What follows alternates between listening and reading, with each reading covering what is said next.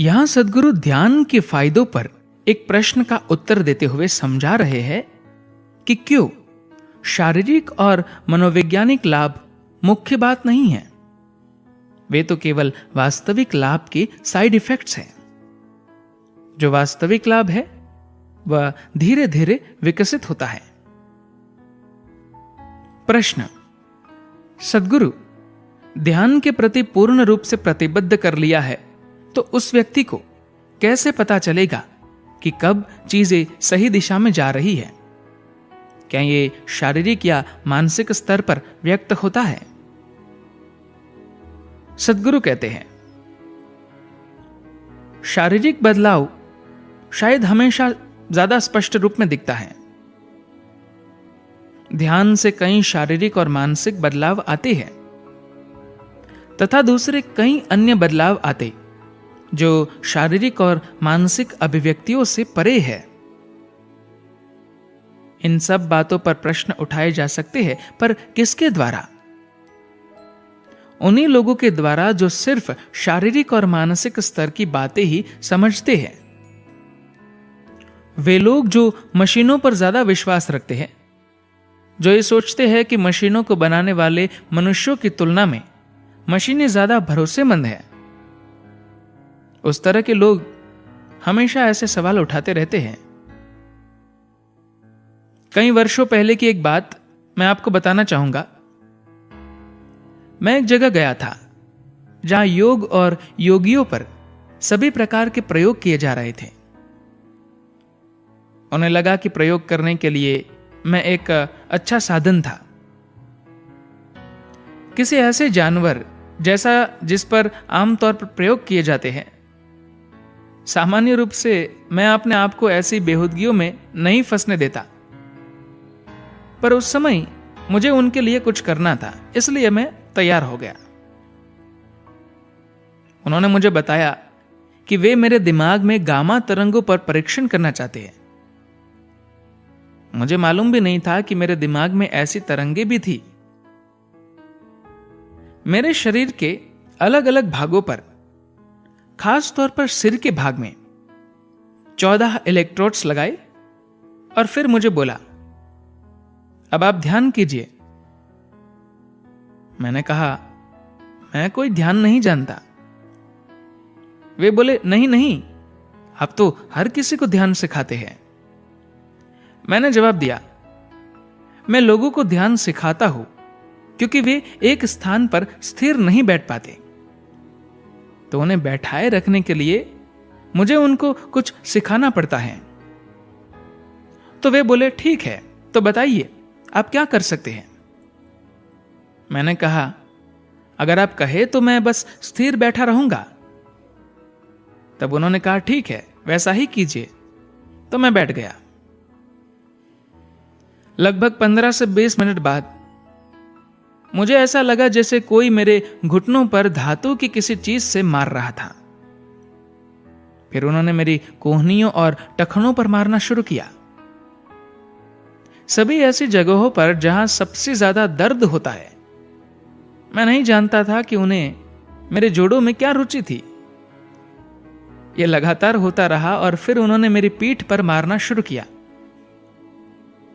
मेरी रीढ़ अत्यधिक संवेदनशील है और जब वे मेरी पीठ पर मारने लगे तो मुझे लगा कि अब मुझे उनको बता देना चाहिए। अगर वे मुझे बाहर लाना चाहते थे तो उनके बाहर आ जाइए कहने से मैं 1 मिनट का समय लेकर बाहर आ जाता। यह सब करने की क्या जरूरत थी?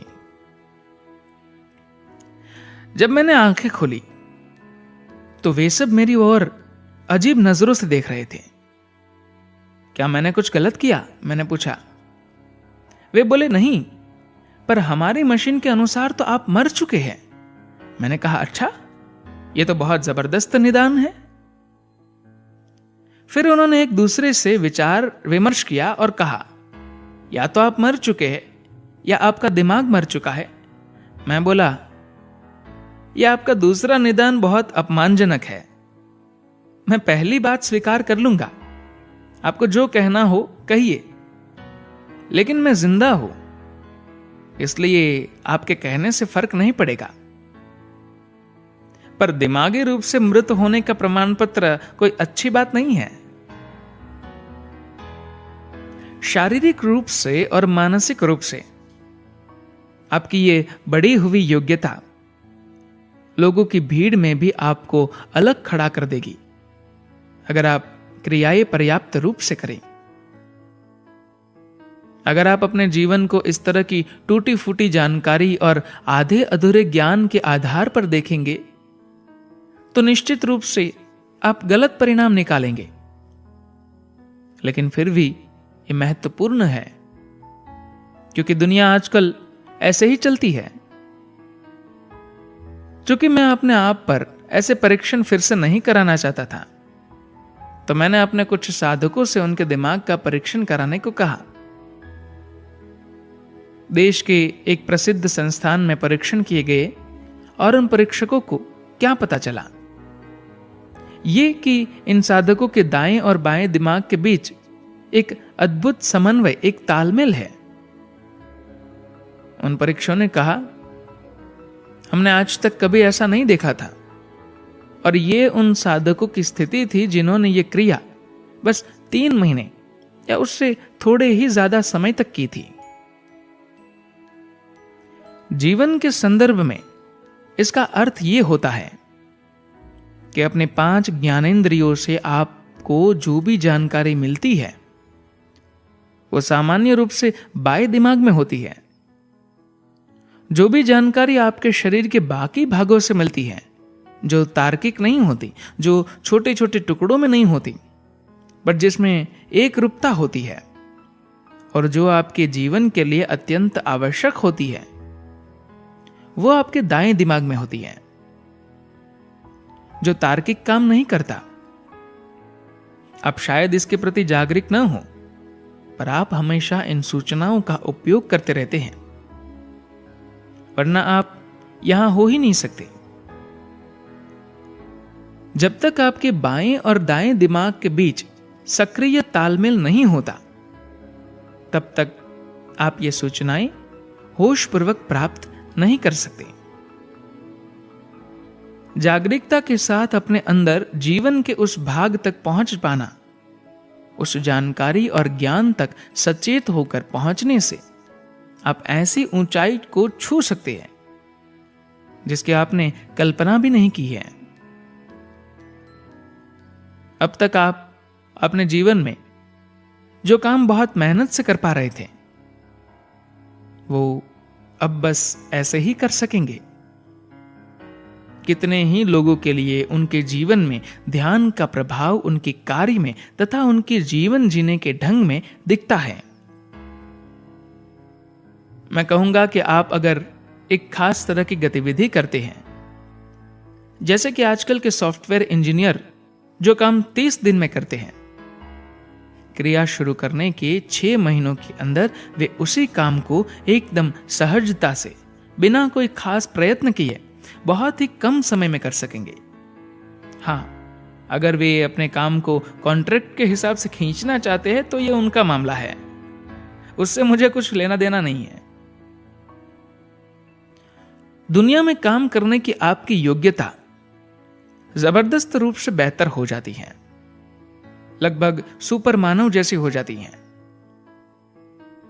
शारीरिक रूप से और मानसिक रूप से आपकी ये बढ़ी हुई योग्यता लोगों की भीड़ में भी आपको अलग खड़ा कर देगी। अगर आप क्रियाएं पर्याप्त रूप से करें, यदि स्वास्थ्य की दृष्टि से देखें, तो कितने ही चिकित्सकीय संशोधन आज आपको ये बताते हैं कि यह ध्यान आपके लिए जादुई चीजें करता है।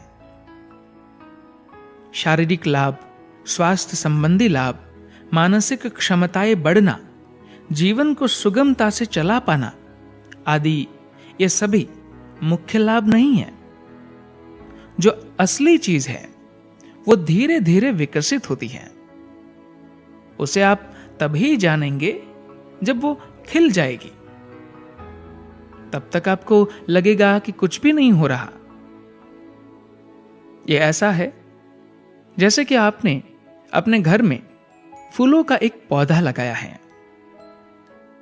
जैसे जैसे वो बढ़ता है, आपको बस पत्तियां आती हुई दिखती है, फूल नहीं।